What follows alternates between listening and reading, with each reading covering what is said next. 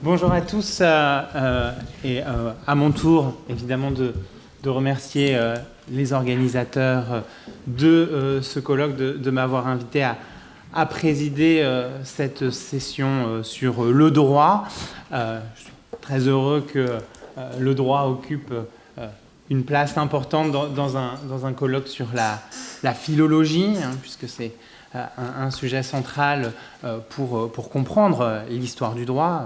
Personnellement, en tant qu'historien du droit, évidemment, la philologie est un domaine que les juristes doivent investir dans leur étude historique du droit. Donc je suis vraiment très heureux de voir la place que prend le droit dans ce colloque. Donc nous avons une session qui est à la fois une session matinale et qui se poursuivra en début d'après-midi, et qui est une session bilingue en français et en anglais. Donc je présenterai tous les orateurs en français, comme on me l'a demandé, mais évidemment, ensuite, dans nos échanges, nous pourrons dialoguer à la fois en français et en anglais au moment des discussions. Alors, pour ne pas perdre de temps, je vais immédiatement vous présenter le premier orateur, s'il est nécessaire de le présenter dans ces lieux, puisqu'il s'agit de Dario Mantovani, qui est professeur ici au Collège de France. Il est titulaire de la chaire Droit, culture et société de la Rome antique, et il est membre de l'Institut. Dario Mantovani place la philologie au cœur de ses recherches. Je ne vais citer que deux éléments très récents.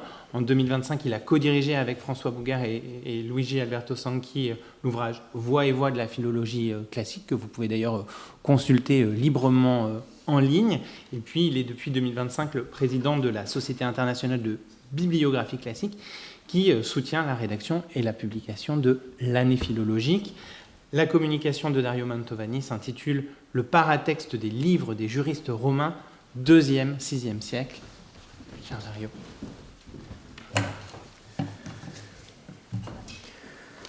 Ce n'est pas aisé de prendre la parole après dans un colloque où Antoine Compagnon constitue le parangon.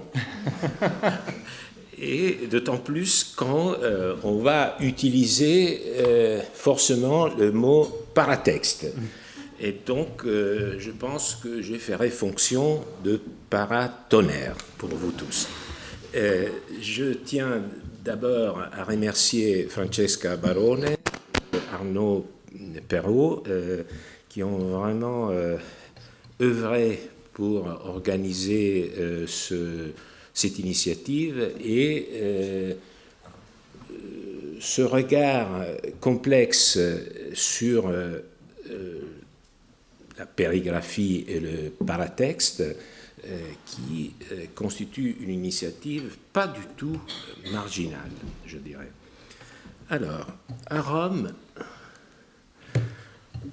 dès le IIIe siècle avant Jésus-Christ, les juristes avaient pour mission de répondre aux consultations des particuliers et des conseillers, juges et magistrats. Par leurs réponses, ils contribuent à l'élaboration et à la divulgation du droit de la cité, le ius civile. Certains juristes ont mis également leurs opinions par écrit, donnant naissance à une véritable littérature, dont l'apogée se situe entre le IIe et le IIIe siècle après Jésus-Christ, avant de s'épuiser à l'époque de Dioclétien. La copie et la circulation de ces mêmes livres, qui ont continué pendant toute l'Antiquité tardive, a permis la propagation de la connaissance du droit à l'échelle de l'Empire. Aujourd'hui, cette littérature ne nous est connue que presque exclusivement à travers l'anthologie compilée en 533 par Justinien sous le titre de Digeste. Dans le même mouvement, Justinien interdit, sous peine de lourdes sanctions, l'usage des ouvrages originaux des juristes et cette interdiction entraîna la fin de leur transmission et leur disparition rapide. C'est un cas presque unique d'une disparition sanctionnée par loi. C'est justement pourquoi les écrits des juristes ne nous sont parvenus, pour l'essentiel, qu'à travers le digeste de Justinien, comme je viens de le dire, sous une forme donc indirecte et d'ailleurs fragmentaire. Ce n'est toutefois pas du digeste qu'il sera question ici, en dépit du fait que c'est d'un manuscrit du digeste du XIIe siècle qu'est tirée l'image qui figure sur l'affiche du colloque. L'attention portera de mon intervention en revanche sur les livres des juristes romains eux-mêmes, en particulier sur leur aspect matériel au cours de la longue période de leur circulation, riche et ininterrompue, avant l'arrêt de mort prononcé par Justinien au VIe siècle. Ayant ainsi précisé l'objet de mon intervention, j'ajoute que l'étude du paratexte des juristes romains antérieurs à Justinien relève d'abord de l'histoire des études. C'est une question d'histoire de l'historiographie. Je veux dire par là que, malgré le regain d'intérêt pour le paratexte, même dans le champ des études sur l'Antiquité, le domaine spécifique du paratexte des livres des juristes est resté longuement négligé.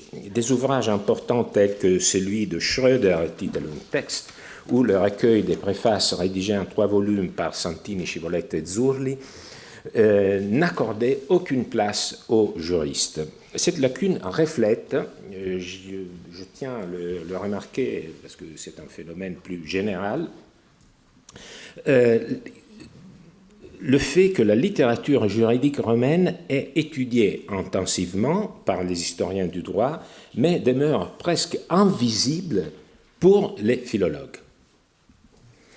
De plus, depuis la fin du XIXe siècle, une approche dominante parmi les historiens du droit eux-mêmes a tendu à effacer, j'utilise le mot effacer de façon à bon escient, tous éléments rapprochant les écrits des juristes romains.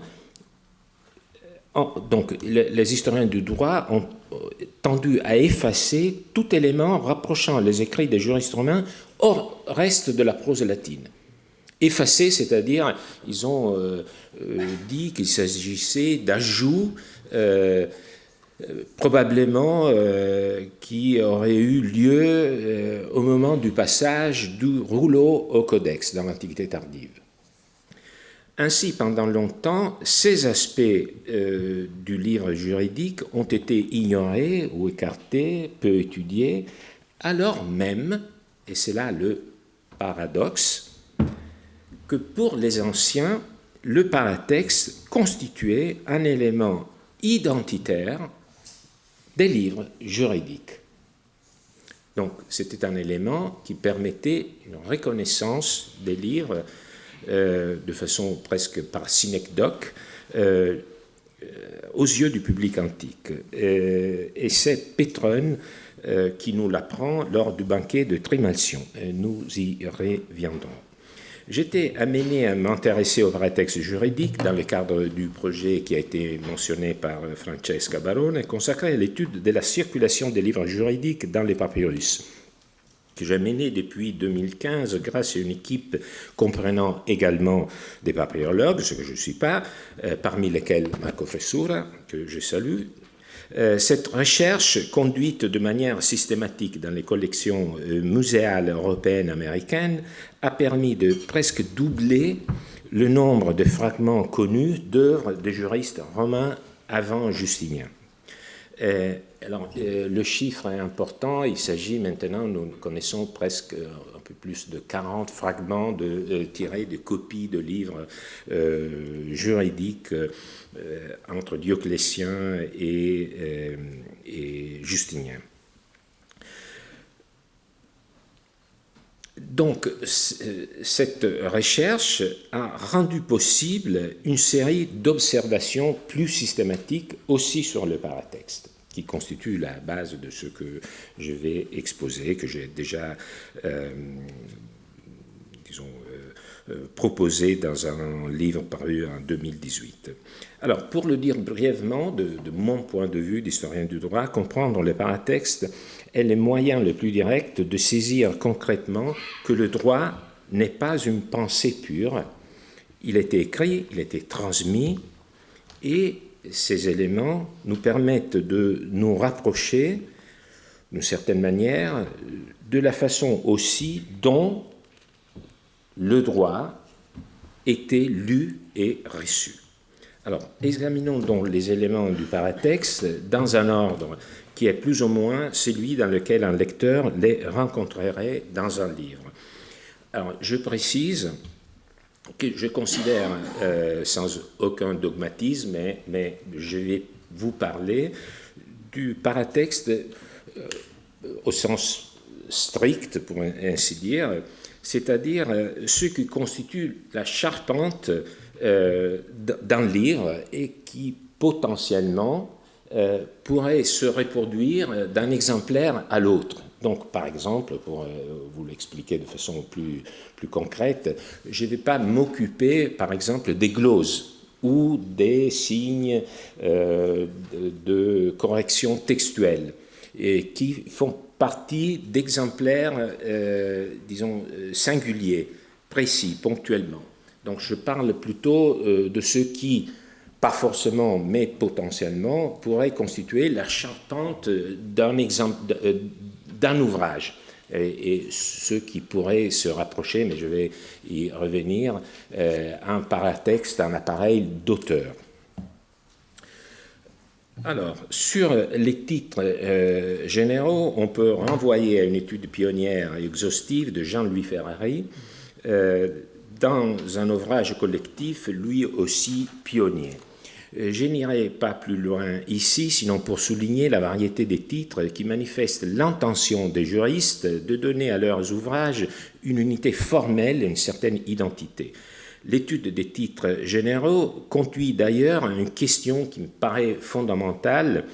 Peut-on reconnaître derrière un titre donné une forme d'organisation du discours et un style déterminé d'exposition du droit? Alors, dans certains cas, oui. Par exemple, les ouvrages intitulés Institutiones relèvent clairement d'un sous-genre didactique. Ils présentent le droit selon des schémas d'exposition caractéristiques des manuels grecs et romains, division, disons, opération diaérétique, définition, parallélisme. Ce sont des schémas que l'on retrouve également, par exemple, dans les manuels de rhétorique ou d'agriculture. De même, d'autres titres annoncent explicitement l'objet et la forme de l'ouvrage, comme les commentaires de l'édit du prêteur, donc c'est transparent, ou les traités intitulés Sur les devoirs du proconsul. Toutefois, une large partie des livres de la littérature juridique se caractérise par des formes mixtes, de sorte qu'il n'existe pas de relation directe et systématique entre les titres et les manières d'organiser et de présenter le discours juridique. Donc, question ouverte qui me semble mériterait d'être exploitée, c'est vraiment la question des sous-genres de la littérature juridique. Les préfaces sont aussi des composantes du paratexte. Malheureusement, celles que les juristes romains ont apposées à leurs œuvres ont été rarement conservées. La raison en est simple, les compilateurs de Justinien n'avaient aucune raison d'inclure plusieurs préfaces dans le digeste. Donc nous avons une anthologie, on ne peut pas multiplier les préfaces tirées des livres qui ont été compilés, utilisés, exploités dans leur, disons, d'arrivée. Les compilateurs de Justinien ont conservé certains préfaces à des endroits bien précis, lorsque cela leur était utile, par exemple au tout début du digeste, où on lit la fameuse préface des Instituts d'Ulpien, transformée en préface du digeste tout entier, arborant la formule célèbre « Ius est ars boni et equi ». Même chose au deuxième titre du digeste, C'est un titre consacré à l'histoire du droit, qui contient tout d'abord la préface que le juriste Gaius, au IIe siècle après Jésus-Christ, avait mise au commencement de son commentaire aux 12 tables. Étant sur le point de me livrer à l'explication des lois anciennes, j'ai estimé qu'il fallait auparavant remonter aux origines de la cité, non que je veuille faire des commentaires prolixes, mais parce que je constate en toute chose que ce qui est parfait, c'est ce qui est composé de toutes ses parties. Et à coup sur la partie la plus puissante, c'est le commencement. C'est merveilleux. Alors, je ne commente pas cette longue préface, je voudrais simplement attirer votre attention, peut-être vous l'avez déjà remarqué, sur son début, qui fait clairement écho à l'ouverture des histoires de Tite-Live. Gaius commence par Facturus legum vetustarum interpretationem, la célèbre préface du livre Aburbe Condita de Tite-Live s'ouvre avec ces mots « Facturus ne opere pretium sim ». Dans aucun autre texte latin, sauf ces deux, on ne trouve un commencement par Facturus, et toute cette préface de Gaius est jalonnée et imprégnée de réminiscences liviennes.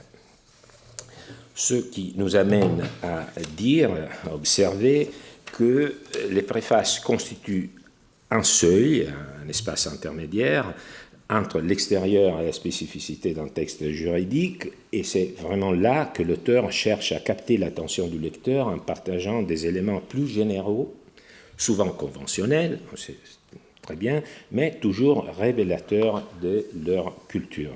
Ainsi, les préfaces représentent, surtout dans la littérature technique, justement pour la littérature technique, et plus particulièrement pour la littérature juridique, un lieu privilégié où l'auteur, ailleurs, vraiment, qui essaye de s'effacer derrière les contenus, c'est le lieu privilégié où l'auteur vient au grand jour et se laisse parfois entrevoir. Venons maintenant à d'autres éléments du paratexte strictement liés à la mise en page même des textes. Il s'agit d'abord des rubriques. Au banquet de Trimalcion, un père discute de l'éducation de son fils. Le garçon a déjà consacré trop de temps à la culture livresque. Le père confie à ce commensaux qu'il a décidé de l'orienter vers un sujet plus rentable, le droit. Et ce qui est le plus important pour nous, ce père explique comment cela va se passer. Emi ergo nunc puero aliquot libra rubricata. Je viens donc d'acheter au garçon quelques livres avec des titres à l'encre rouge. Je veux qu'il tâte un peu du droit. Ça peut servir à la maison. C'est une chose qui nourrit son homme, car pour la culture livresque, il en est assez barbouillé, et s'il n'y meurt pas, j'ai décidé de lui faire apprendre un métier, coiffeur, créateur public ou même avocat, un métier enfin que rien ne puisse plus lui enlever des mains que la mort. Alors, d'un point de vue linguistique, c'est un exemple éclatant du registre familier. Libra rubricata est traité comme neutre, quoique liber soit masculin. Aliquid de jure devrait se dire aliquid iuris. C'est la préfigure, le passage de la déclinaison des cas à la forme prépositionnelle dans les langues romanes. Un peu de droit. Pétrone se moque ainsi de l'ignorant de toute époque qui n'a pas honte d'exprimer son jugement sur l'éducation, en dépit de son ignorance. Le manque de finesse est accentué par la locution aliquid de iure gustare, qui joue de façon prévisible avec le double sens de ius comme droit et comme bouillon, d'où aussi gustare, goûter, qui appliqué au droit, dans ce contexte, signifie aussi survoler. Une plaisanterie qui continue avec habet ec res panem. Cette chose a du pain. Du point de vue du contenu, c'est évidemment l'expression libra rubricata, livre avec des titres à l'encre rouge qui attire notre attention. Pétrone évoque les livres des juristes par une synecdoque. Les rubriques à l'encre rouge. Donc il ne nomme pas les livres du droit. Il fait comprendre qu'il s'agisse de livres de droit en évoquant le paratexte, les rubriques. Donc, aux yeux du public, les textes juridiques sont identifiés à cette caractéristique, la présence de titres intermédiaires à l'encre rouge. En l'espace de quelques décennies, on retrouve cette même expression à peu de variantes près chez Perse, comme chez Quintilien, aussi Juvénal. Toujours à propos d'ouvrages de juristes ou plus généralement de textes de nature juridique. Nous avons la chance de pouvoir comparer ce témoignage littéraire avec un fragment de papyrus daté du 1er siècle après Jésus-Christ ou au plus tard du début du 2e siècle, donc quasi contemporain de Pétrone, de Perse, des Quintiliens. C'est un papyrus conservé aux États-Unis, papyrus Michigan et Yale. Il est coupé en vertical en deux parties, peut-être pour mieux le vendre.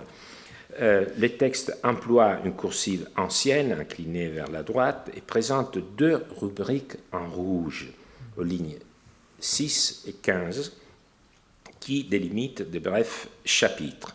Le premier chapitre est consacré à une phase de la Bonorum Venditio. On voit plus ou moins le début du mot bonorum, la vente aux enchères du patrimoine du débiteur en défaut de paiement ou d'un défendeur défaillant. Le second titre se réfère au iudex datus, tout au fond, le juge privé désigné pour régler un litige, probablement dans le cadre de la même procédure. Alors, nous sommes donc en présence d'un texte juridique rubriqué. Du point de vue matériel, ce papyrus est non seulement le plus ancien qui nous soit parvenu avec un texte d'un juriste romain, mais aussi les plus anciens papyrus latins à contenir des rubriques.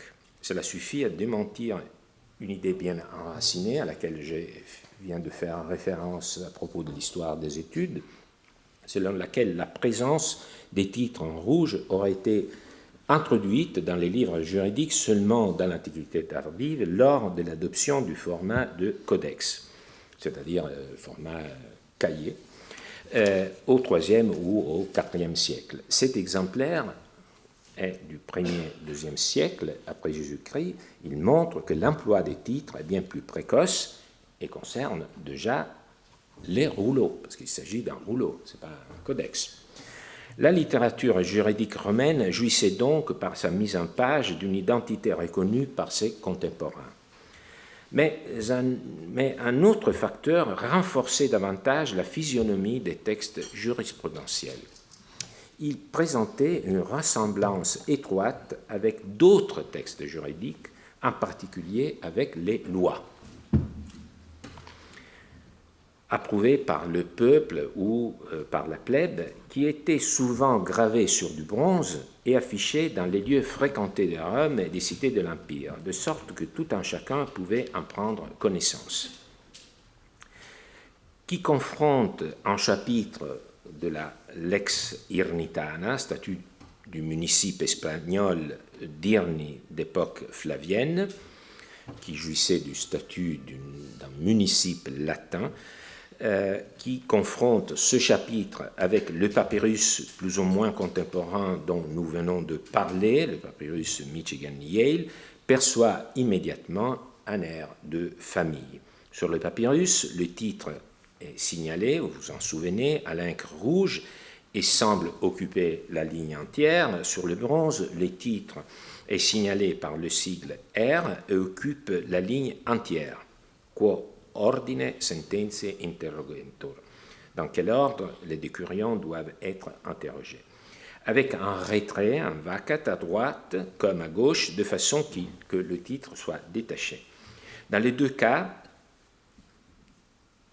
inscription et papyrus, la rubrique divise le texte en unités de sens que la Lex Irnitana elle-même qualifie de capita, de chapitre. En outre, la Lex Irnitana souligne visuellement le début du caput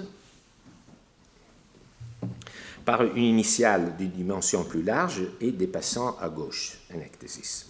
La perte de la marge gauche du papyrus empêche de vérifier si les mêmes procédés, donc on devrait le trouver ici parce qu'on a perdu cette partie aussi à droite, empêche de considérer, de vérifier si le même procédé y a été employé, mais on le trouve en tout cas dans d'autres manuscrits. Ici, c'est le manuscrit le plus important, c'est un palimpseste, et nous ne pouvons que montrer l'apographe du XIXe siècle, parce que l'utilisation des produits chimiques a endommagé le manuscrit, mais on espère pouvoir le faire ressurgir à la lumière avec des nouveaux procédés.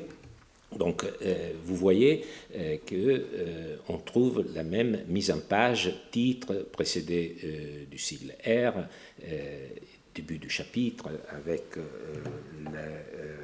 la première lettre qui est de dimension plus large et dépassant à gauche. On peut essayer de montrer les deux textes l'un après l'autre. Ce que je vous montre ici, en revanche, c'est un extrait d'un ouvrage du juriste Aelius Marcianus que nous avons identifié dans 3 fragments de papyrus conservés au musée et à la Bibliothèque nationale de Vienne, et provenant peut-être du nommé d'Arsinoé, datables du IVe siècle par des critères paléographiques. Le texte était mis en page sur 2 colonnes. Ici, par exemple, on voit sur la page de droite, on voit les premières lettres de la 2e colonne, première colonne interne de la page de gauche. Et ici, on aurait pu voir la première colonne. Alors, ce fragment 2 représente la portion supérieure centrale d'un folio double qui conserve la marge supérieure et interne.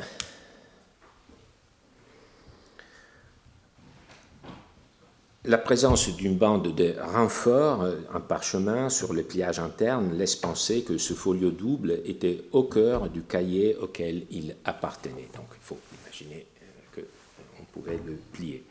Alors, l'écriture est en minuscule primitive, tracée à l'encre marron par une main unique.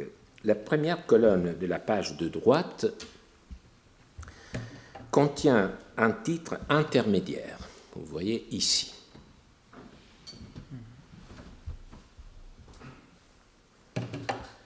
Écrit en capital carré, R, sigle De Tutore Honorario. De Tutore Honorario. Il n'est pas écrit à l'encre rouge, mais le sigle qui précède et suit le titre, mais perdu ici, signifie précisément rubrique, donc fait allusion à la couleur. Alors, on peut dire, par cette rapide ce passage en revue de certains exemplaires, qu'on a une certaine persistance de la mise en page. Moi, je dirais plus qu'une persistance, il y a vraiment une structure qui se répète et qui se reflète aussi, presque en miroir, dans d'autres textes juridiques, notamment les inscriptions des lois. On pourrait se demander lequel des deux a été le modèle. Donc, est-ce que c'était plutôt les textes sur le papyrus ou plutôt les inscriptions qui ont donné le modèle? En tout cas, l'ensemble de ces comparaisons confirme la caractérisation donnée par Pétronne des livres jurisprudentiels dont la mise en page les rendait immédiatement reconnaissables par le public. Et dans un jeu de miroir, leur identité se renforçait grâce aux similitudes avec les autres écrits juridiques. J'insiste parce que, à mon sens, on a toujours un peu tendance à sous-estimer la présence de l'écriture dans le paysage juridique romain. Je vous expose, alors donc ici vous voyez les 3 exemplaires que je vous ai montrés et leurs similitudes. Je vous expose et présente ici la liste de toutes les attestations directes des rubriques, c'est-à-dire des intertitres, dans les textes, les exemplaires, les fragments des livres des juristes romains qu'on a pu repérer. Alors, il s'agit, si je vois bien, de 7 exemplaires. Alors, il faut toujours penser qu'il s'agit de 7 exemplaires sur les 40 qu'on a retrouvés. Et si vous vous demandez est-ce que c'est beaucoup ou est-ce que c'est une proportion minime, il faut penser qu'on a, dans la plupart des cas, seulement de très petits fragments. Donc, il faut considérer que statistiquement, c'est très difficile de tomber sur un fragment qui porte justement sur un titre. C'est-à-dire, le titre, c'est un élément qu'on retrouve peut-être une fois dans 2 pages, par exemple. Et donc, si on a seulement un fragment, retrouver le fragment, avoir la chance de tomber sur le fragment qui porte le titre est assez, disons, improbable. Donc, 7 fragments sur 40 constituent déjà vraiment un nombre très conséquent. Venons maintenant aux derniers éléments de l'organisation, de la mise en page, les chapitres. Alors, là également, cette articulation est déjà attestée à l'époque républicaine par ce texte de Cicéron. Je le lis très rapidement. Tu t'es moqué de moi hier entre 2 coupes pour avoir affirmé qu'il y avait une controverse sur le fait de savoir si un héritier pouvait légitimement exercer une action pour vol à propos d'un vol commis avant l'acceptation de la succession. C'est pourquoi, bien que je sois rentré chez moi, ayant bien bu tardivement, j'ai repéré le caput pertinent et je t'en envoie une transcription. Tu constateras que l'opinion qui, selon toi, n'a jamais été soutenue par personne, a en réalité été défendue par Sextus Aelius, Manius Manilius, Marcus Brutus. Pour ma part, cependant, je suis d'accord avec Scaevola et Testa. Testa, c'est le destinataire de ce billet de Cicéron. Donc, c'est un juriste. Et ils avaient discuté et Cicéron avait soutenu qu'il y avait une opinion que le juriste niait qui existait, qui avait été mise en avant. Et donc, il transcrit un caput du livre de Scaevola et l'envoie à son ami. Et on a ici le témoignage que déjà à l'époque de Cicéron, les livres des juristes étaient articulés en chapitres. Et vous voyez ici la liste des chapitres qu'on a retrouvés dans les papyrus que nous avons édités.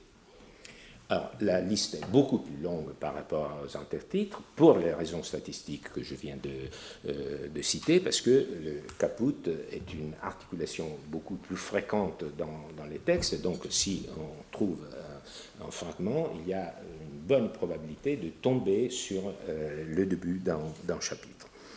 Alors, il faut, et je vais rapidement conclure, s'arrêter sur une question méthodologique.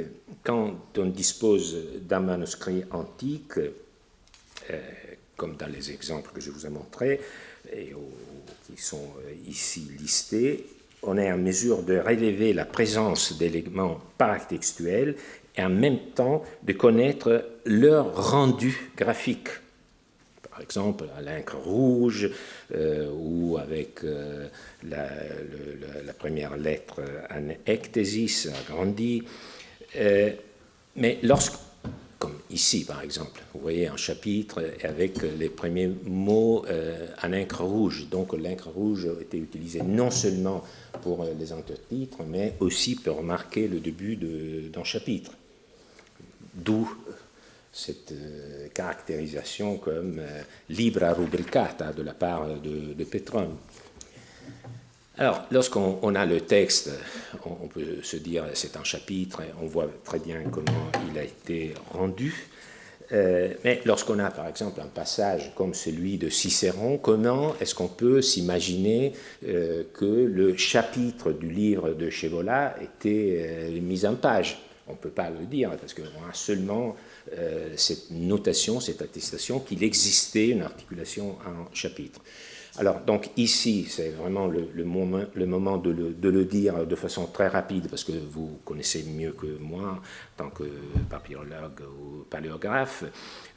Pour le livre antique, à la différence de livres imprimés, le spectre de différence, Francesca parlait de cette fluidité du manuscrit antique, le spectre de différence était très ample, chaque manuscrit étant un unicum, et par conséquent, la généralisation à partir d'éléments particuliers sont à éviter, du type tous les livres juridiques antiques étaient pourvus de rubriques ou d'articulations en chapitres.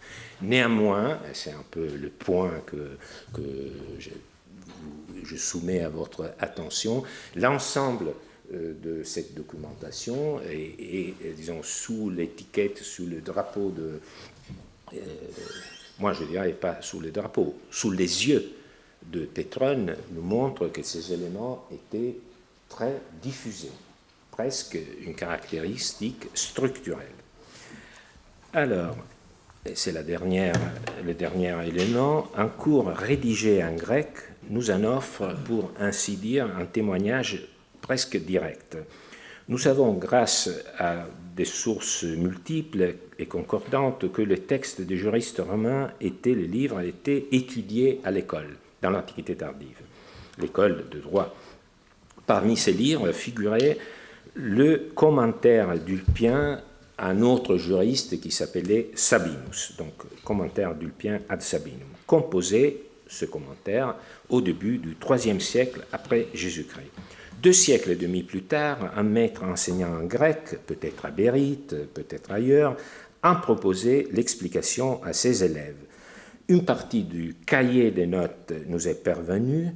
Voici ce qu'il déclare, ce maître, dans un passage.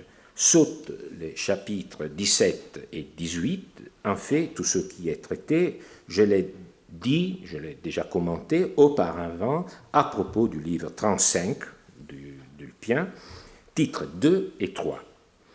Donc, nous avons ici la preuve que ce maître et cet élève avaient sous leurs yeux un exemplaire du livre d'Ulpien qui était articulé en titres, en chapitres, et qu'ils étaient aussi numérotés. Le maître lisait, commentait chapitre par chapitre, et il lui arrivait parfois, comme ici, d'indiquer qu'il en sautait certains. Donc, cela montre, encore une fois, cette homogénéité de la périgraphie, mais il y a un autre aspect sur lequel je voudrais conclure. Si l'on compare la manière dont, au fil des siècles, les lecteurs romains se réfèrent aux ouvrages des juristes, on observe, c'est ce que j'ai pu observer, une progression de la précision des citations. Alors d'abord, jusqu'au IIe siècle, on se contentait de dire, comme le dit Julien dans ses digestes. Puis, au IIIe siècle, on commence à indiquer le livre, comme le dit Julien dans le 2e livre de ses digestes. Enfin, à la fin de l'Antiquité tardive, les citations mentionnent non seulement le livre, mais aussi les titres et les chapitres. Faut-il y voir le signe d'une intensification de l'appareil paratextuel. C'est une possibilité, mais je ne le crois pas, car l'ensemble des témoignages me paraît avoir montré clairement que les livres des juristes bénéficiaient dès les premiers siècles après Jésus-Christ, sinon plutôt d'un paratexte déjà très développé, qu'on pourrait qualifier presque d'appareil d'auteur. Ce qui change, me semble-t-il, c'est plutôt l'attitude des lecteurs à l'égard du droit lui-même et des livres qu'il incorpore. Le rapport entretenu avec ces livres devient progressivement celui qu'on a avec des classiques, qu'on a avec des textes de référence. On a ici vraiment un exemple de la fonction de la périgraphie d'institutionnaliser un texte. Le paratexte, la périgraphie, est désormais envisagé comme le cadre d'un tableau. Il protège le texte qui est placé au centre et permet un accès précis et contrôlé et contribue à le transformer en un classique. Merci.